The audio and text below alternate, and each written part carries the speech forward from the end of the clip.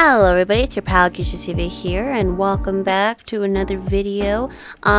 This artwork that I'm painting today is going to be an interesting one because it's a self-portrait. If you don't know, I hardly ever actually draw myself in any of my artworks.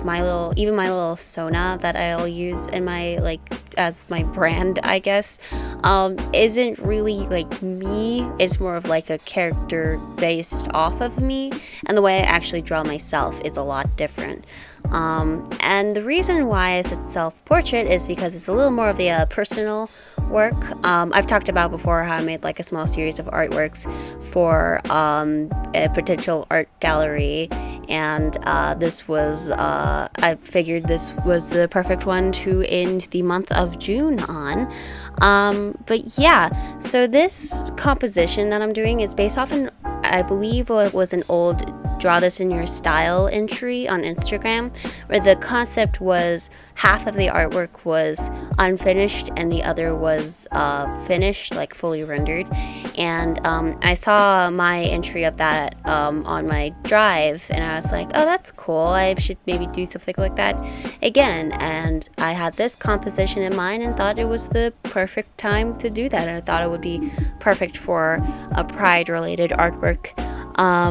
So yeah, the process of this one was really interesting because I made the sketch, and I tried to get the sketch to be really good because the sketch was actually going to be the majority of the artwork. And what I did after I did the sketch, which was pretty simple, even though I did make it a little more realistic, and of course the hand was hard to draw, but I did get a 3D model to help with that. After I was done with the sketch, I actually just cleaned up the sketch afterwards, which is something I don't usually do in my art process, and the reason why is because I don't usually have a fun time cleaning up sketches for my artworks.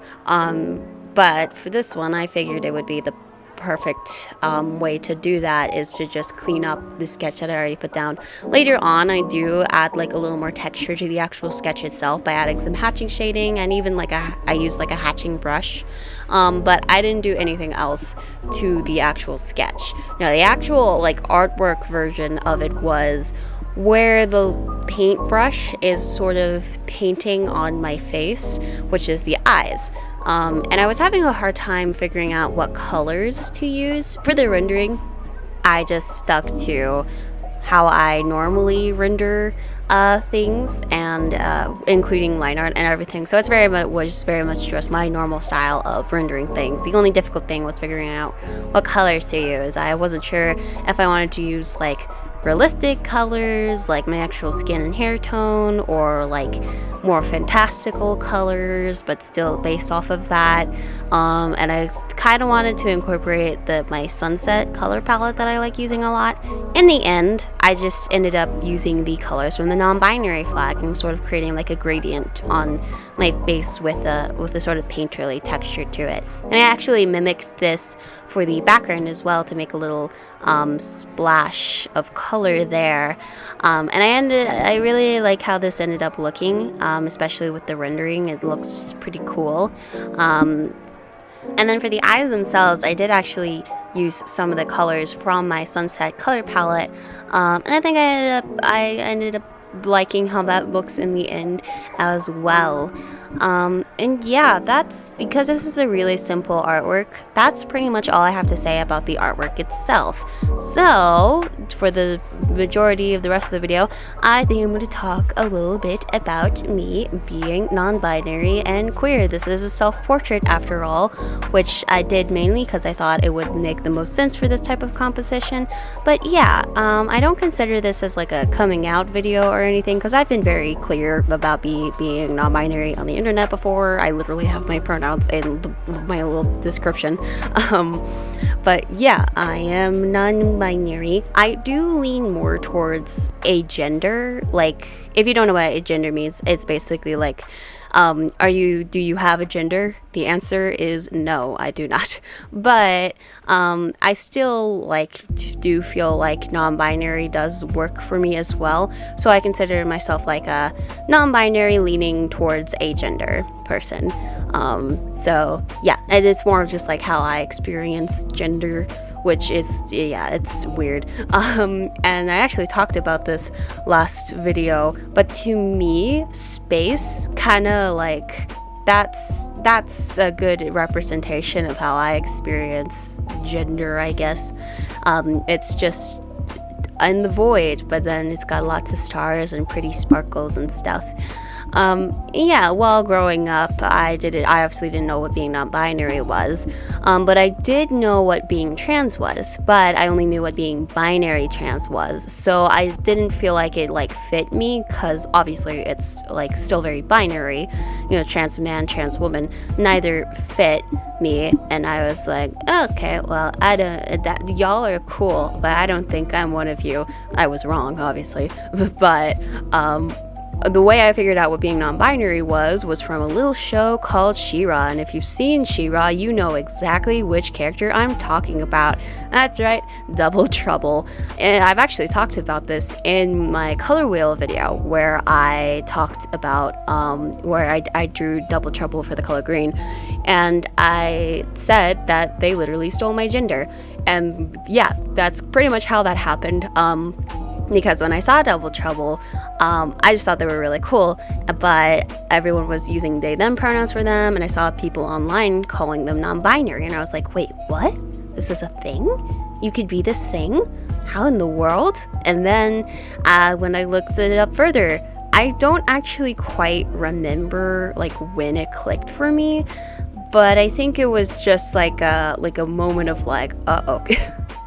Well, guess that's me then, what? And yeah, that's where I've been ever since, sort of exploring stuff, and then I figured out what being a gender was, and I didn't quite think that would fit me at first, but as time has gone on, I'm like, nah, yeah, that's me as well.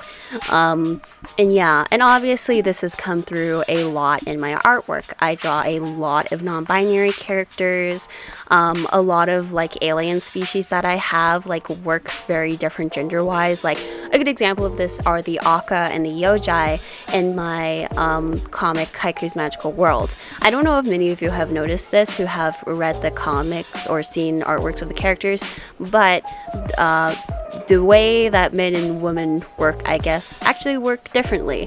The women tend to be much more masculine and strong. So Haiku and Ren, they're fighters, obviously, and a lot of women on the island that they live on are more of the fighters, and they tend to be more the clan leaders as well, while the men tend to be more feminine and androgynous and do more softer things. Masaki is a shrine guard, which is obviously based off of the shrine maidens, which are typically a job given to women, but because of how their culture works, it's obviously given to the men instead.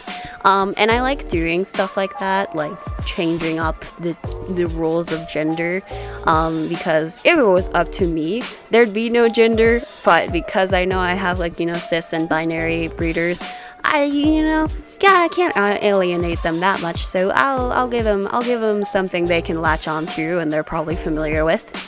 And then again, another good example of this is my Latoris in Haiku's Magical World. We haven't seen much of them yet, but there was this whole thing with a civil war going on.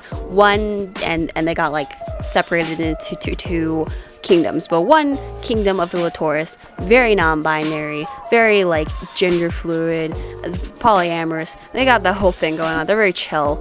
And then the other side is sort of the opposite of that. And yeah, it's these sort of things that I don't know if I would have done if I didn't figure out I was non-binary myself before. But I also think kind of maybe, because I've said before, Haiku's design hasn't really changed that much, nor her personality or anything. Same with Ren. And it's like the pieces were there. All the pieces were there. And then in Dysteria as well, Blank is a very feminine guy. Thorin is a demi boy. All these sort of things. And then in later stories you're going to get a lot more genderqueer characters. Like I have another one coming up called Guardian Angels with the two gods of death, because there's two of them and they're twins, and they're both agender. So yeah, it's these sort of things that make me glad that I figured out who I was. And also, it's great to create some representation for people, because there is not enough non-binary representation in the media, and I hate it. Everyone keeps saying Sailor Uranus is a girl. No, they're not. They're a gender fluid icon, and you can't deny this. But yeah, that's pretty much all I have to say. If you have any other like if you yourself are non-binary or genderqueer in any way and you want to share some of your experience, let me know. Maybe you have a similar story of a random fictional character just stealing your gender one day, and then that's how that happened. But yeah, I hope you enjoy. I think there's a little bit of the speed paint left, so you enjoy the rest of that, and I'll see you at the end.